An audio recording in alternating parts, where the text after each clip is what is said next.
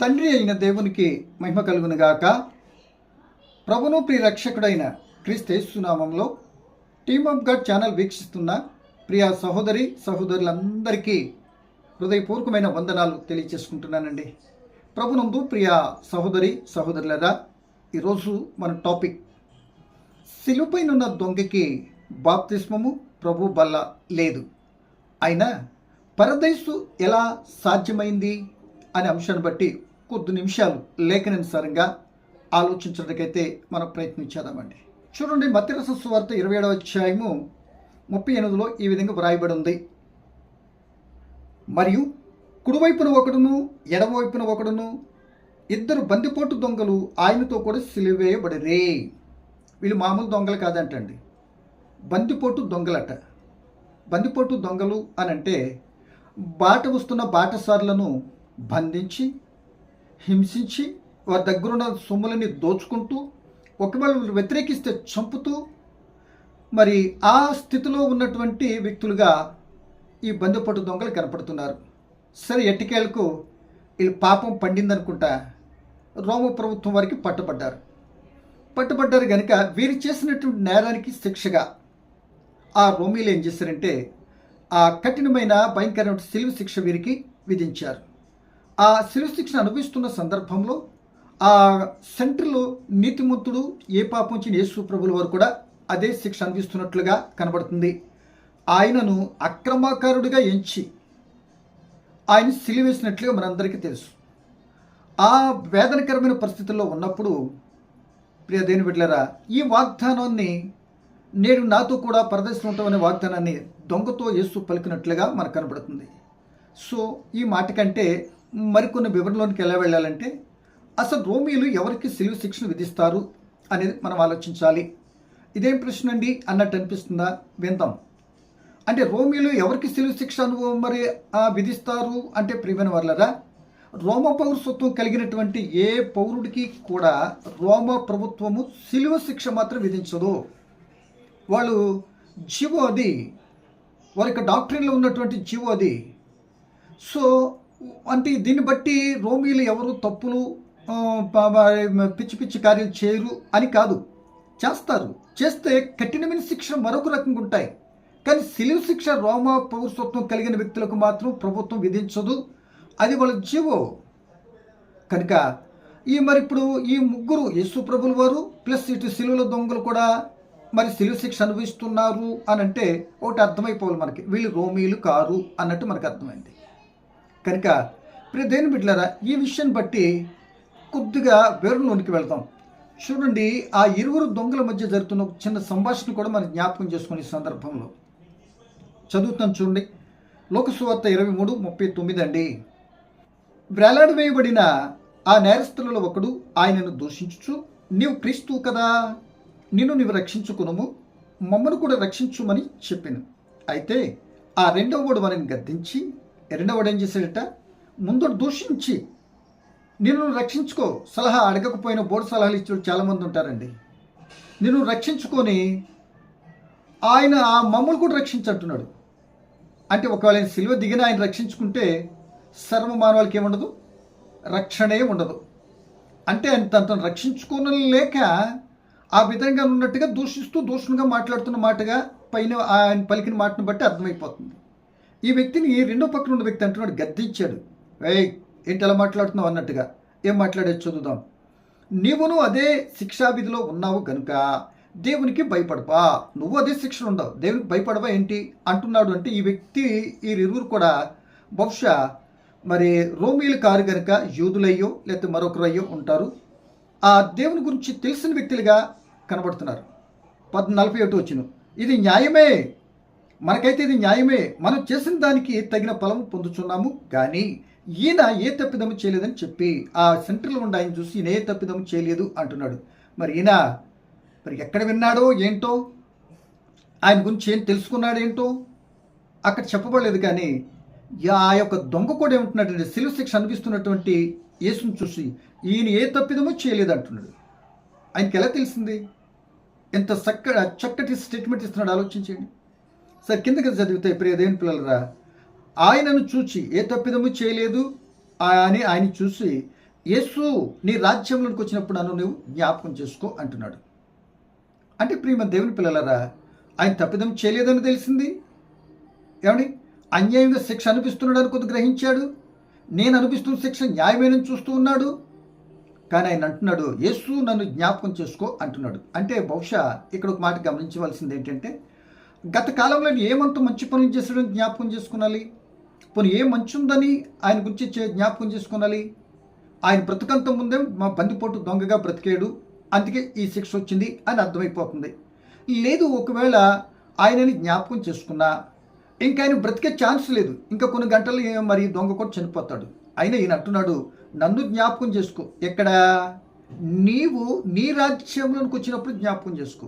అంటే సిలువలోటు బ్రేలాడుతూ నిస్సహాయ స్థితిలో, ఎవరు సహాయం చేయలేని స్థితిలో ఉన్నటువంటి వ్యక్తికి, ఆ క్రీస్తుకి ఈయన మధ్యలో ఏముంది? ఆయన ఒక రాజ్యం ఉంది, ఆయన ఒక రాజు. ఆ రాజ్యంలో, ఆ రాజ్యానికి నువ్వు రాజు కనుక ఆ రాజ్యం నన్ను జ్ఞాపకం చేసుకో ఈ దొంగని అని అడుగుతున్నాడండి. ఎంత దూరం ఆలోచించండి. ఆయన మాట చెప్పగానే క్రీస్తు ప్రభుల వారు ఏమన్నారు చూడండి 23:43.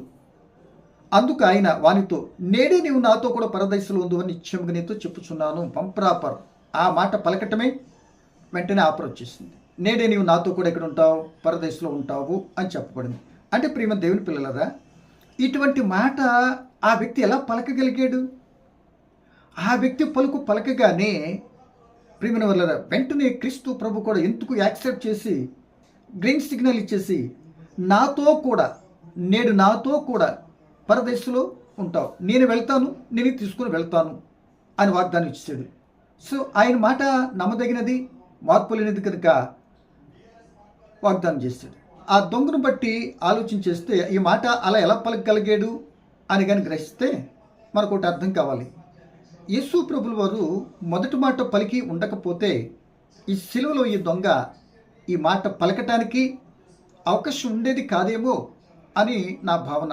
ఎందుకంటే అంతవరకు ఆ యేసు ప్రభుల వారు ఏ తప్పిదమ్ము లేదని ఇతను గ్రహించాడు. ఆ తప్పిదమ్ములు లేకుండా శిక్ష అనుభవిస్తున్నాడని ప్రాక్టికల్గా అక్కడ చూస్తూ ఉన్నాడు. తదుపరి ఆయన మాట్లాడుతున్న మాటలు స్వయంగా కూడా వింటున్నాడు. ఏం మాట్లాడాడైనా అని అంటే అంతవరకు దూషించి, హింసించి, కొట్టి, పొడవాటి మేకులు కాళ్ళలో మరి చేతుల్లో కొట్టి, ముళ్ళ కిరీటం పెట్టి వీపంత నాగడ్సాలో దునపడిపోయిన అంత వేదన స్థితిలో రక్తసిక్తమైపోయి ఆ విధానంలో జరిగించి హింసించినటువంటి, చిత్రహింసలు గురి చేసిన, అవమానపరిచిన, హేళన చేసిన ఆ మోకంతా కూడా అధికారులందరూ కూడా క్రింద ఉన్నారు. ఈయన ఆకర్షణ భూమికి వేలాడుతూ ఈ మాట పలికాడు. ఏమని? తండ్రి, వీరేమి చేస్తున్నారు వీరు ఎరగారు కనుక వీరిని క్షమించు అని పలికారండి. అదండి ఈయన బ్రతుకు మార్పు చెందటానికి మొట్టమొదటి మెట్టు. అందుకే నన్ను జ్ఞాపకం చేసుకోమని అనగలిగాడని మనం గ్రహించాలి. సో ఆ మాట పలికిన వెంటనే వెంటనే మనసు మారిపోయింది. ఆ మాట వినగానే ఈయనకి నమ్మకం వచ్చేసింది. అందుకే ప్రియ దేవుని పిల్లలరా, వాక్యం ఏం సెలవిస్తుందంటే రోమపత్రిక 10:17లో, మరి వినుట వలన విశ్వాసం వస్తుంది, క్రీస్తుని గురించిన మాట అంటే క్రీస్తు పలికిన మాట వింటేనే విశ్వాసం వస్తుంది, నమ్మకం వస్తుందంట ఆ వ్యక్తికి. ఆ విశ్వాసిగా ఎవరైతే ఉంటారో హెబ్రీ పత్రిక 11:6లో దేవునికి ఇష్టడై ఉంటాడు. ఆయన క్షమించే స్వభావం కలిగిన వాడని ఆయన గురించి ఆయన చెప్పుకుంటున్న మాటను ఆయన విన్నాడు. ఏమండి? నమ్మాడు, విశ్వసించినటువంటి వ్యక్తి దేవునికి ఇష్టడవుతాడు కనుక ఆ ఇష్టంతో ఉన్నటువంటి ఆ వ్యక్తి, అయ్యా నన్ను జ్ఞాపకం చేసుకో అని అన్నాడండి. ఏమంత మంచి పనులు లేవని ముందే చెప్పుకున్నాం కదా. బైబిల్లో చాలామంది జ్ఞాపకం చేసుకోమని చెప్పారు. లోతు భార్యని జ్ఞాపకం చేసుకోండి, ఏమంత మంచి పని చేసిందని అని అంటే, దేవుడు ఏదైతే కాదన్నాడో వెనుదిరిగి చూడొద్దు అన్నాడు. ఏమండి? ఆమె చూసింది. అంటే వెనుదిరిగి దేవుని ఆజ్ఞ అతిక్రమిస్తే ఆ ఇచ్చేది శిక్ష ఎలా ఉంటుందో నేటికి ఆమె సాక్షిగా నిలబడిపోయింది. ఎలా? వెనక్కి తిరిగి చూడొద్దు అంటే చూసింది కనుక ఉప్పు స్తంభం అయిపోయింది. శిక్ష అంటూ అక్కడ చెప్పలే.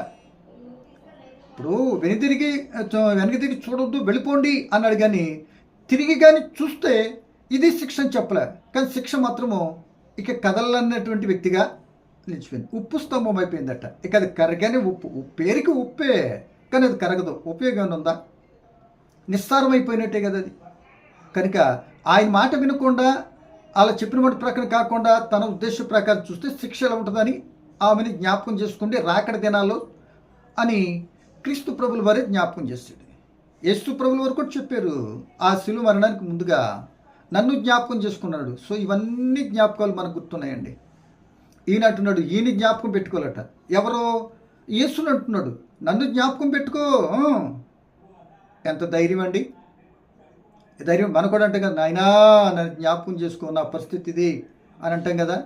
మన బాధ వేరు, ఈయన నన్ను జ్ఞాపకం చేసుకుని చెప్పి ఈయన స్థితి వేరు. ఏమండి కనుక ప్రియదేని అట్టి జ్ఞాపకం చేసుకో అనే మాట పలకటానికి ఆ ఒక్క మాట పలకగానే తన జీవితం గుండె పగిలిపోయింది. ఆ యొక్క ఆయనకు విధానాన్ని ఆలోచనతో కూడా మార్చబడిపోయింది. ఎప్పుడు క్షమాగుణం కలిగినటువంటి మాట యేసుప్రభువు పలికారో, వాళ్ళు అడగకుండానే క్షమాపణ కోరినటువంటి మాట పలికారో, అంతవరకు వీళ్ళు కొట్టి తిట్టేటువంటి వాళ్ళందరూ అక్కడ ఉన్నటువంటి వాళ్ళందరూ ఎవరిలో కూడా ఒక చలనం కానీ కదలిక కానీ ఒక్క దానికి రెస్పాండ్ అయినట్టు మనకు కనబడతలే. కానీ వ్యక్తి ఒక్కడే నిజంగా అంతగా ఎదుర్కొని కొడుతుంటే ఏమంటలేదే, వాళ్ళు క్షమించమని చెప్తున్నాడే, ఇంత హేళన చేసిన ఎలా ఓర్చుకున్నాడే. చరిత్రలో ఇలాంటి ఓర్పు కలిగినటువంటి మహానుభావులు ఏమైనా ఉన్నారా? అసలు ఇంతగా చేసినటువంటి ఆ సహనమూర్తి ఎవరైనా ఉంటారా? ఎంతగా ఈయన సహించాడు, వాళ్ళు క్షమిస్తున్నాడు, వాళ్ళ మీద కోపం లేకుండా మాట్లాడుతున్నాడు అన్నట్టుగా ఒక్కసారిగా అందరికీ రాని ఆలోచనతో అందరూ పట్టించుకున్నటువంటి పరిస్థితులలో ఈ శిలువ దొంగ ఒక్కడే పట్టించుకున్నాడండి, ఆలోచించాడండి, గ్రహించాడండి, నమ్మాడండి. మరి నమ్మినటువంటి వ్యక్తి దేవునికి ఇష్టమైపోయాడండి, అడిగాడండి, యేసుప్రభువు ఇచ్చేసాడండి. అంటే ప్రియ దేవుని పిల్లలరా, ఆయన మాట విని ఎవరైతే నమ్ముతారో వాళ్ళు ఇష్టలు అవుతారు. ఇష్టమైనటువంటి వాళ్ళు ఏది అడిగినా దేవుడు ఇస్తాడంటంలో సందేహం లేదని ఈ మాటను బట్టి మనం గ్రహించాలి. ప్రియమైన వర్లరా, ఇక్కడ మనం గ్రహించవలసిన మరొక మాట ఏంటంటే, యేసు ఆయన ఏమనంటే నీ రాజ్యం వచ్చిన జ్ఞాపకం చేసుకో అని అనగానే వెంటనే యేసుప్రభుల వారు హక్కును చేర్చుకున్నాడు. అంత వేదనలో ఉండి హక్కును చేర్చుకున్నాడు. అసలు ఎవరు ఆ నిరాధారంగా ఆధారం లేకుండా ఇన్ని రకాలుగా ఉండేటువంటి వ్యక్తికి ఒక రాజు ఆయనకు ఒక రాజ్యము దాన్ని ఎంత దూరం ఆలోచించాడు గ్రహించండి. అందును బట్టే ఇది మొదటి పాయింట్కి తెలుసు. అందును బట్టే ఆయన అన్నాడు నేడే నువ్వు నాతో కూడా పరదేశంలో ఉంటావు అన్నాడు. అంటే దాని అర్థము ఆ హృదయంతరంగాలు ఎరిగినటువంటి వాడి కనుక యేసు ఆయన హృదయంలో ఆ యేసుకి స్థానం ఇచ్చాడు.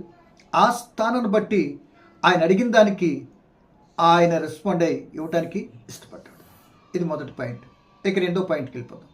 రెండో మాటగా చూస్తే అప్పటికి పాత నిబంధన గ్రంథం ఇంకా కంటిన్యూ అవుతుంది, కానీ పాత నిబంధన ధర్మశాస్త్రం కొట్టివేయబడలే.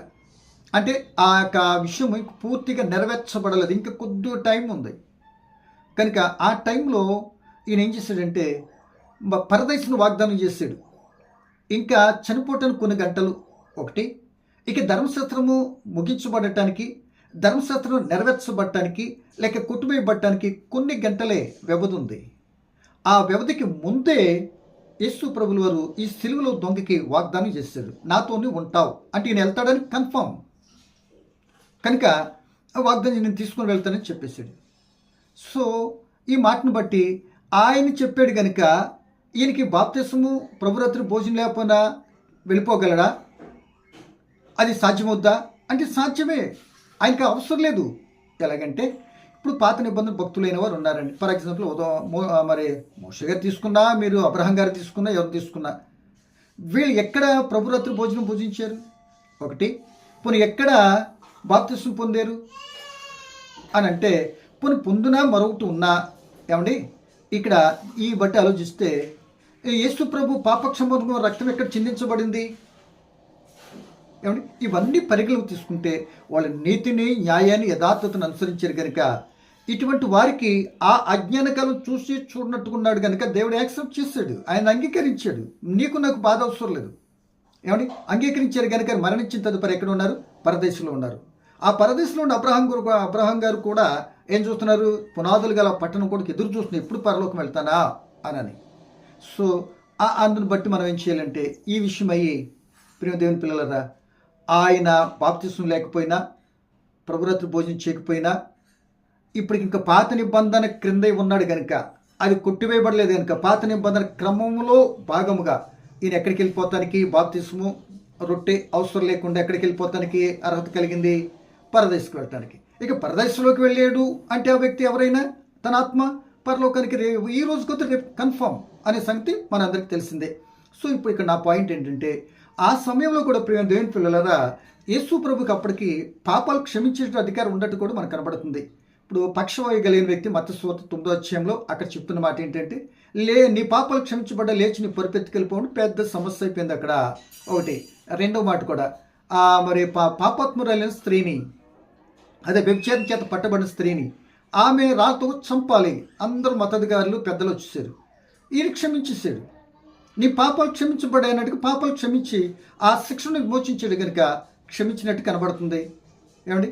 సో అదే రీతిలో ఇక్కడ కూడా ఏం చేశాడు? సిలువలో దొంగనే యేసు ప్రభువుల వారు ఆయన ఆ ఒప్పుకోలును బట్టి, ఆయన మనసాక్షిని బట్టి క్రీస్తు ప్రభువుల వారు ఏం చేశారు? ఆయన పరదేశం వాగ్దానం చేశాడు. అంటే ఇక్కడ ఇంకొక మాట ఏమండి, కానీ దొంగలకు వ్యభిచారులకు వెళ్ళకి పరలోక రాజ్యం లేదు కదా. ఒకటి. సో యేసు ప్రభువుల వారు మరి నీతిమంతుడు అవినీతిమంతుడు నీతిమంతుడుగా ఆయన తీర్పు తీర్చడుగా. ఏమండి, ఆ న్యాయాధిపతి అవునంటే అవును, కాదంటే కాదు, ఇంకా అటు ఉండదు కదా. మరి ఎలా ఇచ్చాడు అని అంటే, ఆ వ్యక్తి తన మనస్సులో స్థానం ఇచ్చాడు. ఏమండి, ఆ వ్యక్తి గ్రహించాడు. ఎవ్వరికి రానటువంటి ఆలోచన అతనికి వచ్చింది. అర్హత సంపాదించుకున్నాడు. చాలా పర్యలు ఇచ్చి ఆయనకి లేని బాధ, తీసుకునే ఆయనకి లేనటువంటి విధి నీకు నాకు ఎందుకు వచ్చింది బాధ అనే ప్రశ్న కూడా రావచ్చు. నిజమే, అది వాస్తవమే. కానీ అలా ఎందుకు జరిగింది అని తెలుసుకోవటం కొరకు ఈ మాట, కానీ ఎందుకు ఇచ్చావు అని ప్రశ్నించే హక్కు మన నాదైతే కాదండి. ఏమండి, నాకైతే లేదండి. తెలుసుకుంటున్నాం. సో ఆయన మనస్తత్వానికి మనం అడ్డు చెప్పటం ఏంటి? తన ఇష్టం వచ్చిన పని తను చేసుకుంటానికి అర్హుడు కారా? కానీ దీంట్లో సత్యమేంటో గమనించాలి. కానీ ఈ రోజున మనుషులు ఎలా ఆలోచిస్తున్నారంటే, ఆ సిలువలో దొంగలాగా నేను కూడా ఏం చేస్తానంటే, నా ఇష్టం వచ్చినట్టు తిరిగేస్తాను, అలా వెళ్ళిపోతాను, అడ్డమైన గడ్డి తినేస్తాను. ఏమండి, వాళ్ళు అనుకుంటూ చూడండి. ఇప్పుడు ఇక్కడ ఉన్నటువంటి మనిషి జరగబోయేది ఇలా చేసేస్తాను, అలా చేసేస్తాను, ఇలా చేసేస్తాను అన్నట్టుగా ఊహల్లో తెలిపోతూ, తర్వాత ఆ దొంగ ఎలాగైతే చివరిలో క్షమించు బాబు ఏదైతే అన్నాడో, నేను కూడా యేసు ప్రభు దగ్గర కాళ్ళు పట్టేసుకుని, బాబోయ్ నాయన క్షమించే, కర్ణమేడ, దయ్యమేడ, జాలిగలవాడ, ఇలాంటి అన్ని మాటలు చెప్పేసి క్షమించే బాబుని దండం పెట్టుకుంటాను, దాన్ని క్షమించేస్తాడు అన్నట్టుగా ఊహల్లో తేలిపోతున్నారు. కరెక్ట్ అంటారు ఇది? ఆ దొంగకి నీకు సంబంధం ఏంటి అసలు? ఏమండి, పోనీ ఒకవేళ ఆ విషయం తెలుసుకున్నానంటే దొంగను బట్టి దొంగను కుదరదు. దొంగకే దయాదాక్షిణ ద్వారా క్రీస్తు ఇచ్చాడు. ఏమండి, సో ఇప్పుడు దొంగ లాంటి క్రియలు వెనక్కి వెళ్తానికి నీకు కుదరదుగా. వెనక్కి వెళ్తాం కుదరదు కదా, కుదరదు. కనుక పోనీ ఇప్పుడు నేటి సమయాన్ని బట్టి నీకు ఉంది అవకాశం. పోనీ భవిష్యత్తులో ముందుకెళ్తావా? లేదు కదా. ఇలాగే ఒక ఆయన బైబిల్లో ఆ పంట బాగా పండిస్తుందట. ఏమండి, వెర్రోళ్ళు అంటే ఎట్లా మాట్లాడేవాళ్ళు వెర్రోళ్ళు అంటానికి మాటను బట్టి మనకు అర్థమైపోతుంది. ఏంటి, బాగా పంట పండితే ఆ కొట్లుగా విప్పేసాడు, గట్టిగా కట్టేసాడు పెద్దగా. ఇక పంట రాలేదు, ఇంక ఇంటికి పొలంలోనే ఉంది. అది ఇలా చేసేది అలా చేసేది అని ఊహంలో తేలిపోయాడు. ఇక తినుము త్రాగు సుఖించు అంటున్నాడు. అలా అనుకున్నావా? సరే, ఓకే. నువ్వు అనుకున్న మట్టు నెరవేర్చబడాలంటే ఎవరు సహాయం కావాలి? ఎవరు నిన్ను అంగీకరిస్తే రేపటి కాల సమయంలో మరో క్షణంలోకి మనం బ్రతికెళ్తుంది అనే గ్రహింపు లేకుండా తినుము త్రాగు సుఖించుము. సో ఓకే, ఇక తినటానికే పుట్టినట్లుగా, ఏమండి, ఆక సుఖించటానికే పుట్టినట్లుగా, అందుకే అలా తినటానికే మరి సుఖించటానికి సుఖవేదలు తెచ్చుకుని ఈ రోజున అనేక మంది తిన్నంతసేపు తినేస్తారు. ఇక తర్వాత కొద్ది రోజులైన రోడ్లన్నీ ఆలే. మళ్ళీ ఎవరైనా చూస్తే కుదరదు, తెల్లరగట్ట చీకటి పడ్డాక. ఎందుకు? తిన్నది కరగటానికి. నేను వాళ్ళని దూషించట్లేదండి. కొన్ని పరిస్థితులు ఇలా ఉంటాయి అంటున్న, తినటానికే అలా పెట్టుకుంటే ఆ పరిస్థితి వైపు పోకుండా తిందాం. తినకపోతే ఎలా బ్రతుకుతాం? ఆయన చిత్తం మీద తినకపోయినా బ్రతికిచ్చేటటువంటి స్థితి ఆయనకు ఉంది. అయితే ఆకలి పెట్టిన దేవుడు దాన్ని ఆపటం చేత కదా ఆయనకి. అలా చేయలేదు యేసుప్రభు 40 దినాలు. ఏలియా, మోషే ఎంతోమంది ఉంటారు కదా. ఇప్పుడు అటు వద్దు మనకి. సో మన పాయింట్ ఏంటంటే, ఆ విధానంగా ఆ సిలువ దొంగతో పోల్చుకుంటాం ఏంటి? అలా తినము త్రాగు అని అనుకున్నట్టు వ్యక్తి, అలా ఉందా నీ పని? ఈ రాత్రే నీ ప్రాణాన్ని అడుగుచున్నారు అన్నాడు. చనిపోయాడు. అంటే ఇప్పుడు నువ్వు కూడా దొంగతో పట్టుకు పెట్టుకుని ఆ దొంగలాగా నేను కూడా చివరాకారం వచ్చి ఆ భవిష్యత్తు ఎట్టుందో తెలియదు అని ఇక్కడే నువ్వు తీసుకున్న స్టెప్పే రాంగ్ స్టెప్ తీసుకుంటున్నావు. నేను ఇలాగ తప్పులోనే ఉంటాను, నా ఇష్టం వచ్చినట్టు గంతులేస్తాను, ఇదిగో తర్వాత నేను తిరిగి వస్తాను, అదంతా నువ్వు అనుకుని ముందే ఆఫర్ పెట్టేసి వెళ్తున్నట్లుగా ఉంది. ఎవరు ఊరుకుంటారు? నీ ఇష్టమైన తిరిగేసి గంతులేసి వచ్చేస్తే నువ్వు చెప్పినట్టు చేసేతానికి నీకు ఏమైనా అసిస్టెంట్ అనుకుంటున్నావు దేవుడు? ఏబ్బా దేవుడు అసిస్టెంటా? సో అది కాకపోయినా ఆయనకే చెప్పి ఒక క్రమము ఒక పద్ధతి కట్టడ పెట్టిన ఆయనకే నేను క్రమం తప్పేసి తిరుగుతాను, నువ్వు మాత్రం నన్ను కాపాడేసి చెరువు వచ్చేతనని చెప్తున్నావు అంటే నీకు ఎంత ధైర్యం? ఆలోచించుకోసారి. నోరు ఉంది కదని మాట్లాడితే మనం పలికే ప్రతి మాటకి ఒక రోజున క్రీస్తు న్యాయపీఠం మీద లెక్క చెప్పాలి అని గుర్తు పెట్టుకున్నాను. కనుక ఈ మాటను బట్టి దేని పిల్లలరా, ఆ దొంగతో మనం పోల్చుకుంటానికి నక్కకి నాగలవ కనుక దూరం కనుక కుదరదు. ఆ దొంగ విషయంతో పోల్చుకుంటాం మంచి పని కాదు, రాంగ్.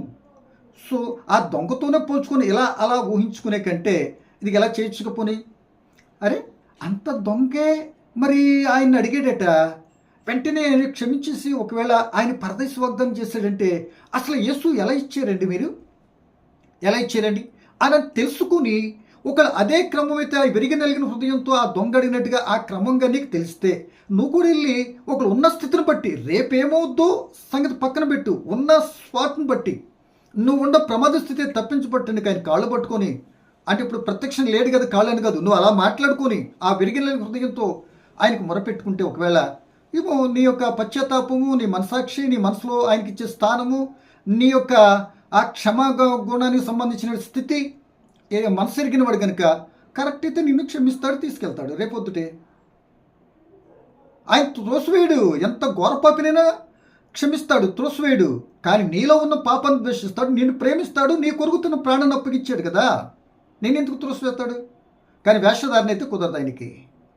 కనుక ఇలాగా ఆయన్ని అడిగితే ఆయనకి ఎలా ఇచ్చారని అడిగితే మార్గం చెప్తాడు.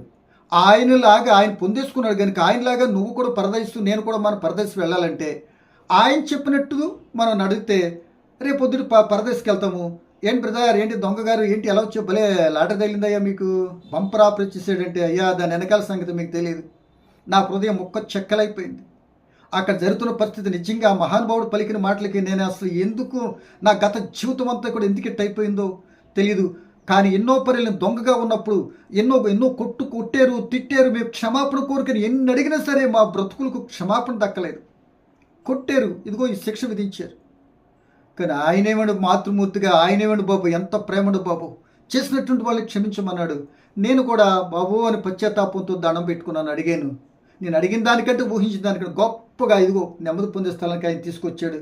నా భక్తి నీతి నేను చేసిన క్రియలు కాదు బాబోయ్, ఆయన కృప, ఆయన పెట్టిన భిక్ష అంటాడు ఆయన వెళ్ళి అడిగితే. నా ఊహ ఏమండి, అలా చేయాలి. కానీ ఆయనతో పోల్చుకుంటాం ఏంటి అసలు ఏ వ్యక్తితో, భూమి మీద పుట్టిన ఏ వ్యక్తితో పోల్చుకుంటానికి కుదరదండి. ఒకే తల్లి పెట్టుబడి కౌలు పిల్లలైనా సరే తేడా ఉంటుందండి. నీ రేంజ్ నీకు నువ్వే, నీ స్థితే నీది, వేరొకరితో పోలిక ఉండదు. నీ పోలిక, నీ విధానం, నీ రేంజ్ వేరు, సపరేట్. ఒకరు పోలిక ఉండదండి. మన పోలి నడవాలంటే క్రీస్తు, తదుపరి ఎలా నడిచాడు ఎవరో నడిచి చూపించారంటే పౌలు గారు. ఇవి చాలు మనకి అని ప్రభుని బట్టి నేనైతే జ్ఞాపకం చేస్తూ ఆ పోలికలు తీసి పక్కన పెట్టండి. ఇంకా రెండో మాట, టైం అవుతుంది, రెండో మాట నేను చెప్పి ముగిస్తా ప్రియులరా. మూడో మాట, మొదటిదేమో ఆయన కన్విన్స్ అయ్యాడు, మొత్తం మీద మాట వినగానే పశ్చాత్తాపడ్డాడు. రెండోదేమో పాత నిబంధన క్రిందే ఉన్నాడు కనుక ఆయనకు బాప్తిస్మం అవసరం లేదు, బల్ల అవసరం లేదు. మొత్తం మీద ఆనాటి భక్తులు లాంటి విధానంలో యేసు ప్రభు క్షమించాడు, పరదేశ్ తీసుకెళ్ళాడు అన్నాం. ఇప్పుడు నువ్వు నేను ఆ విధానంగా పోల్చుకోవద్దు, దానికి మనకి సంబంధం లేని అని చెప్పాను. ఇప్పుడు మరొక మాటగా చెప్తున్న మాట, నాలుగో మాటగా ప్రియులరా, బాప్తిస్మం. ఈ బాప్తిస్మం క్రియని కానీ ఒకసారి మీరు మనసు పెట్టి కానీ ఆలోచించేస్తే, మరి గత కాలంలో బాప్తిస్మలు అన్నిటికంటే మిన్నయ్యేందుకు యేసు ప్రభువులో వచ్చి ఒక స్టాండర్డ్, ఒక ప్రత్యేకమైనటువంటి ఆ బాప్తిస్ కార్యక్రమాన్ని ఆయన ఏర్పాటు చేశారు. ఎప్పుడు ఆయన మరణించాడు, ఆ మరణంతో పాటుకి దొంగను కూడా పరదేశం తీసుకుని వెళ్ళాడు, ఆ పరదేశంలో దొంగను విడిచిపెట్టాడు. తర్వాత క్రీస్తు ప్రభువులో 3వ దినాన్ని తిరిగి లేచి భూమి మీదకి వచ్చారు.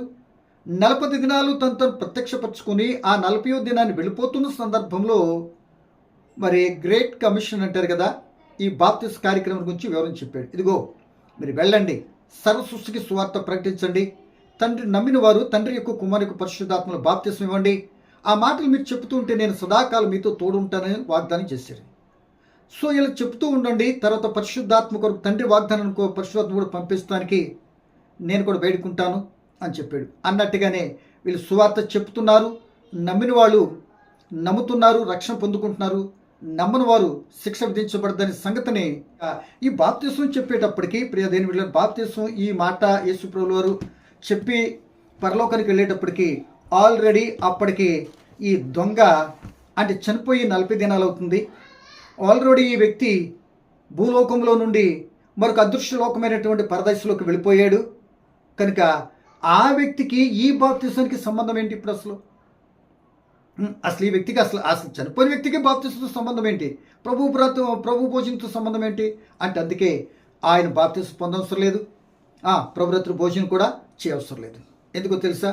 ఆల్రెడీ ఇవి స్థాపించేటప్పటికి, ఇవి ప్రాసెస్లోకి వచ్చేటప్పటికి ముందే చనిపోయాడు కనుక ఆయనకు వర్తింప చేయని అవసరం లేదు. ఆలోచన విడిచిపెట్టుకుంటే ఎంతైనా మంచిది. ఏమండి? సో ప్రభురాత్రి భోజనం కూడా ఎప్పుడైనా మరణానికి ముందుగా ప్రారంభించారు. సో ఇవన్నీ ఎప్పుడు ప్రాసెస్లోకి వచ్చినవి? ఇలా చేయండి బాప్తిసము, తండ్రి కుమార పరిశుద్ధాత్మ నామములో ఇవ్వమని చెప్పిన బాప్తిసము ఎప్పుడు ప్రాసెస్లోకి ఉంది చెప్పిన మాట అంటే, ఈయన తిరిగి లేచిన తర్వాత 40 దినాలు ఉన్నారు భూమిపైన. 40వ దినాన్ని క్రీస్తు ప్రభువు పరలోకం వెళ్ళిపోయాడు. తదుపరి ఇంకా 10 రోజులకి అంటే ఈ 40, 10, 50 రోజు పెంతుకొస్తు దినము కనుక ఆ పెంతుకొస్తు దినాన్ని పరిశుద్ధాత్ముడు వచ్చాడు. ఆ రోజున ఏమైంది? ఈ తండ్రి యొక్క కుమార పరిశుద్ధాత్మ విధానాన్ని ఆ కార్యక్రమం స్టార్ట్ అయింది. ఏమంటే అమల్లోనికి వచ్చింది. ప్లస్ ఆ సంఘం ఏర్పడిన తర్వాత ఆయన శరీరాన్ని ఆయన రక్తం తాగటం ప్రభురాత్రి భోజనం ప్రారంభించబడింది. అంటే ఈ మధ్యలో గ్యాప్ ఎంత? 10 రోజుల గ్యాప్ ఉంది. ఏది చెప్పిన తదుపరి అది ప్రాసెస్లో రావడానికి. సో ఇంకా బాగా అర్థం చేసుకుంటానికి మన ఇండియన్ గురించి చెప్పుకుందాం. 1947 ఆగస్టు 15 మనకు స్వాతంత్రం వచ్చింది. ఓకేనా? 47 ఆగస్టు 15 స్వాతంత్రం వచ్చింది. అంటే ప్రకటింపబడింది. పూర్తి స్వాతంత్రం పూర్తిగా బ్రిటిష్ వాళ్ళు మన దేశం విడిచిపెట్టి వెళ్ళిపోయింది ఎప్పుడు అని అంటే 1950 జనవరి 26న వాళ్ళు వెళ్ళిపోయారు. అప్పుడు మన హక్కు వచ్చేసింది. దాని సర్వ హక్కు మనదైంది. మనం ఒక రాజ్యాంగం రాసుకుని పరిపాలించుకుంటున్న నాటి నుండి నేటి వరకు.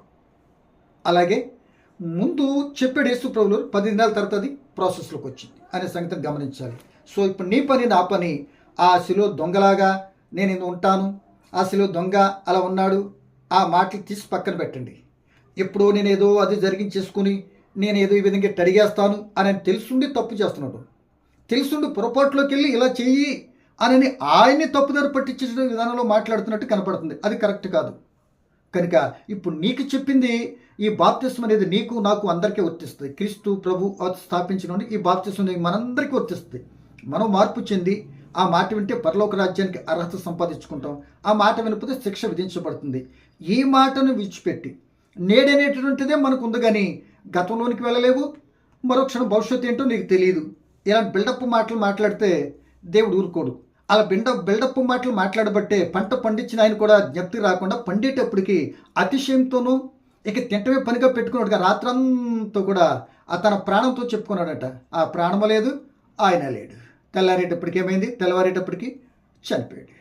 అవసరమా? ఎలాంటి ఆలోచనలు అవసరమా? తీసి పక్కన పెట్టుకుంటే ఎంత బాగుంటుంది.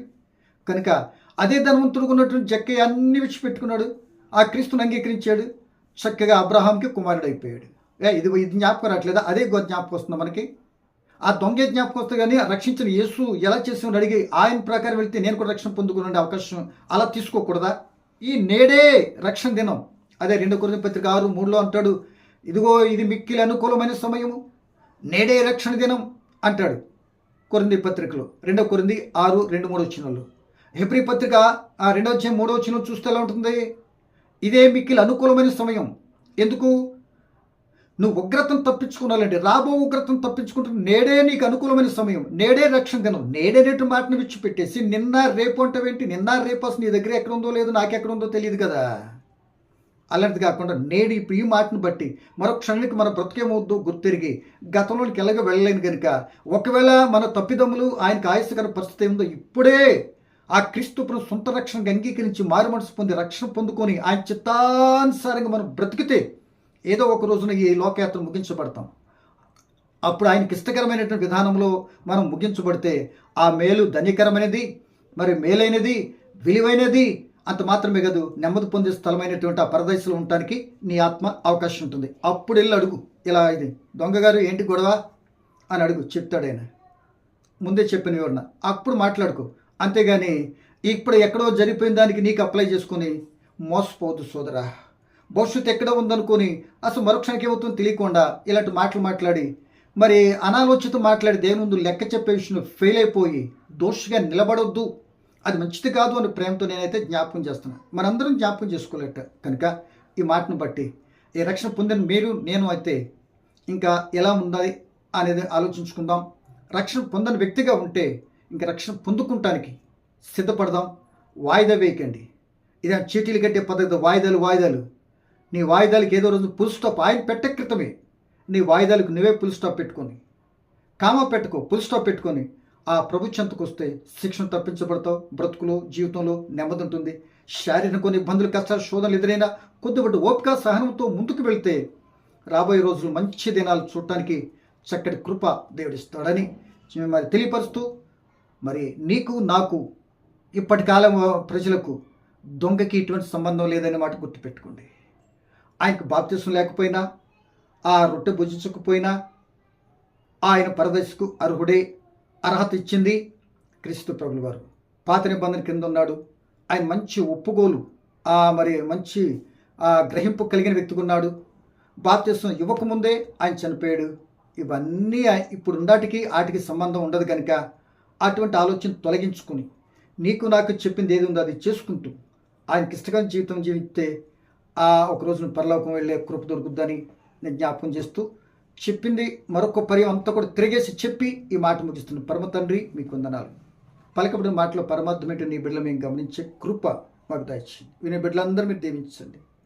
అనాలోచిత ఆలోచన భవిష్యత్తు ఎంతో అనుకుని ఆలోచించి ధనవంతుడు ప్రాణాన్ని పోగొట్టుకున్నాడు కనుక అటువైపు కాకుండా అటువంటి కృప ఇచ్చిన మిమ్ములను అడిగి మీ చిత్తం మెరిగి మీరు నడుచుకుంటానికి మీరు చెప్పిన మార్గంలో వెళ్ళే కృపా భాగ్యం కలిగి జీవించడానికి సహాయం చేయండి.